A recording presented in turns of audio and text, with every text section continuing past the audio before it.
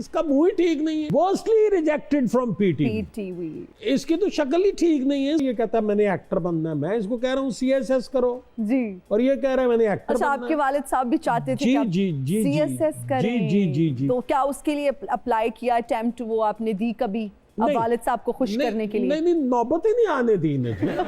क्या रिजेक्शन का सामना करना पड़ा आपको? शदीद जी, इस हवाले से हम जानना चाहेंगे। देखिए, मैं I was badly rejected from the radio, PTV as well, and worstly rejected from PTV. मतलब पीटीवी में तो जिन साहब के साथ अल्लाह उनको जन्नत में जगह दे, हमारे उस्तादों के भी उस्ताद थे वो यावर हयात साहब, उन्होंने तो ये कहा था कि ये बच्चा जो है ये किसी सूरत, इसका मुंह ही ठीक नहीं है, ओह गॉड, इसकी तो शक्ल ही ठीक नहीं है, स्क्रीन पर ये कभी अच्छा लग ही नहीं सकता, ओए इसकी आवाज जो है वो अच्छी नहीं है, तो इसमें कुछ भी नहीं है। फिर कैसे? और उन्होंने मुझसे कहा कि बेटा तुम देखो, तुम्हारे फादर फिल्में बनाते हैं जी, तो अगर तुम्हें इस काम का बड़ा शौक है तो तुम प्रोडक्शन की तरफ जाओ, तुम डायरेक्शन सीख लो, ओके, एक्टर तुम नहीं बन सकते हो। अल्लाह, ये मैं तुम्हें बता दूं।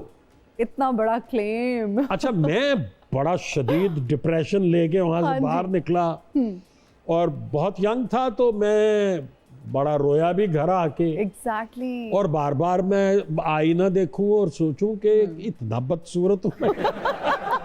तो आउटराइट मुझे रिजेक्ट कर दिया है। तो ये क्या हुआ जी।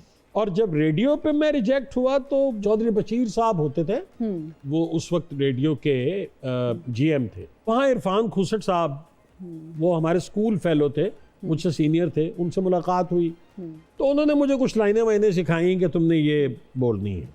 मैं माइक के सामने जब गया जी, तो पता नहीं मैंने क्या कह दिया, करके मैं चला आया जी। तो मेरे वालिद ने पूछा वो चौधरी बशीर साहब से कि मेरा बेटा आया था ऑडिशन के लिए, हाँ, तो कैसा है वो? तो उन्होंने कहा जी बहुत ही बुरा है। ओए इतना बुरा है कि मैं ये भी नहीं कह सकता कि मेहनत करेगा तो ठीक हो जाएगा। तो उन्होंने कहा मेहनत का भी कोई फायदा नहीं है। तो रिजेक्शन तो बहुत देखी जी। फिर किस चीज ने आपको मोटिवेट किया? क्या यही रिजेक्शन ही आपके लिए मोटिवेशन का बाइस बनी? डिटाई। डिटाई कहा जा सकता है ना जी कि नहीं, करना तो यही है। फिर मैं स्टेज पे चला गया, मैंने सोचा स्टेज करते। फिर इरफान खुसट साहब के पास ही मैं गया, तो वो एक प्ले कर रहे थे, उसका नाम था सीधा मोड़। अच्छा। तो उन्होंने कहा कि भाई अभी तो तुम्हें मैं असिस्टेंट रख सकता हूँ इसमें, ओके, तो जरा समझो काम को। ओके। अनवर अली साहब एक हमारे आर्टिस्ट हैं, वो उस जमाने में हीरो प्ले किया करते थे। ओके। वो बीमार पड़ गए। अच्छा। तो वो मुझसे उन्होंने पूछा कि तुम कर लोगे?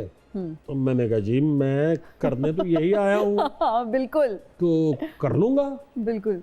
तो मुझे मिल गया ये एक तरह से एक ब्रेक। अच्छा सर, इतने बड़े बाप का बेटा होना, नायत हुसैन भट्टी साहब के बेटे, जब रिजेक्शन हुई इस चीज को बर्दाश्त फिर कैसे किया? बर्दाश्त तो करना पड़ता है आपको। आप ना भी करना चाहें तो करना पड़ता है ना। आप बर्दाश्त करना तो नहीं चाहते, लेकिन करते हैं। तो क्या वालिद साहब ने इस पीरियड में जब आप स्ट्रगल कर रहे थे आपको क्या सपोर्ट किया? हरगिज नहीं, वो तो कभी चाहते ही नहीं थे कि मैं एक्टर बनूं। वो तो उन्होंने तो शुक्र अदा किया कि रिजेक्शन हुई। जब वो रेडियो से मुझे आज तक याद है कि जब वो बशीर साहब की बात सुन के आए तो उन्होंने मेरी वालदा से हंसते हुए ये कहा, अच्छा, कि ये इसके बारे में कहता है, ये कहता है मैंने एक्टर बनना है, मैं इसको कह रहा हूँ सीएसएस करो जी, और ये कह रहा है मैंने एक्टर बनना है। आपके वालिद साहब भी चाहते थे सीएसएस करें? जी। तो क्या उसके लिए अप्लाई किया, अटेम्प्ट वो आपने दी कभी अब वालिद साहब को खुश करने के लिए? नहीं, नौबत ही नहीं आने दी इन्हें। जब मेरा पहला प्ले ऑन एयर हुआ, मेरे वालिद साहब को वो ठीक लगा और लोगों को भी वो ठीक लगा, तो उन्होंने कहा ठीक है।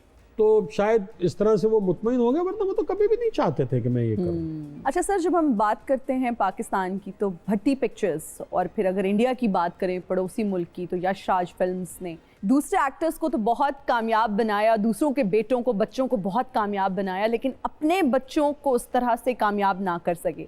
आप हर काम के मास्टर नहीं हो सकते, सक्सेस जब आपके दिमाग को चढ़ जाए ना, और ख़ास तौर पे अगर आप कोई इतना बड़ा इदारा चला रहे हो और आप इंडिविजुअली ये समझना शुरू कर दें कि आपसे बेहतर कोई नहीं जानता, तो आप सरवाइव नहीं कर सकते।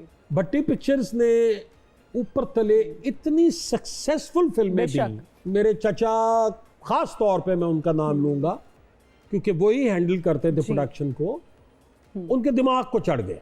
और वो जो बेस्ट कोरियोग्राफर उस जमाने में डांस मास्टर ही कहा जाता था जी।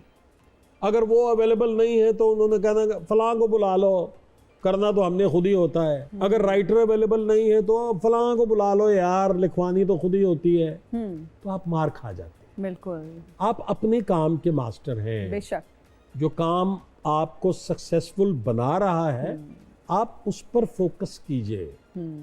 तो वो फोकस कहीं हट गया था उनका अपनी उस स्ट्रेंथ से। उन्होंने शायद ये समझना शुरू कर दिया कि सब कुछ मुझे आता है। मैंने अपनी प्रोडक्शन की एक ही फिल्म की हुई है जी, और वो सक्सेसफुल हुई थी, और वो मेरी वाहिद सक्सेसफुल फिल्म है। बाबरा शरीफ जी साहिबा के साथ आप हीरो आए थे, उसका नाम था मंजिल। मंजिल, वो क्या फीलिंग्स क्या थी जब बाबरा शरीफ साहिबा के साथ आप हीरो आए? आज भी अगर हम, बाबरा तो हमारा क्रश थी ना जी। हाँ, तो वो क्या फीलिंग्स थी? फर्स्ट क्रश हमारा बाबरा ही तो थी। तो क्रश के साथ जब फिल्म ऑफर हो जाए। मैं आपको मजे की बात बताऊं कि मैं मैट्रिक में पढ़ता था जी। उस जमाने में ना बॉबी रिलीज हुई थी इंडिया में। तो मेरे चाचा ने कहा कि अभी मैं तुम पे बना रहा हूँ फिल्म, तो तुम तैयारी पकड़ो। ओके। और बाबरा को मैं तुम्हारे साथ रखूंगा। अच्छा, हमारे घर के सामने एक फैमिली रहती थी, वो सारे एचसोनियन थे। ओके। तीनों भाई एचसोनियन थे। तो एचएसएन का एक ग्रुप जा रहा था काबुल। अच्छा। विंटर वेकेशंस थी जी। तो मैंने उनसे कहा कि यार मुझे भी ले जाओ। तो उसने कहा हमें टीचर से पूछना पड़ेगा क्योंकि वो तो कॉलेज लेके जा रहा है। हाँ जी। तो वो टीचर वाज वेरी नाइस, बहुत ही स्वीट से आदमी थे। उन्होंने कहा यार बच्चा है कह रहा है तो चला चले, क्या मसला है। अरे वाह। वो पासपोर्ट दिया तो हम काबुल चले गए। तो अच्छा। बाबरा शरीफ भी वहां आई हुई थी। Really? हाँ, अपनी बड़ी सिस्टर के साथ। ओके। एंड आई रिमेम्बर कि हम जिस होटल में ठहरे हुए थे उसी में वो भी ठहरी हुई थी। Oh wow. तो एक रोज ना रेस्टोरेंट में खाना खा रहे थे, ठीक है, और वो सामने बैठी हुई थी।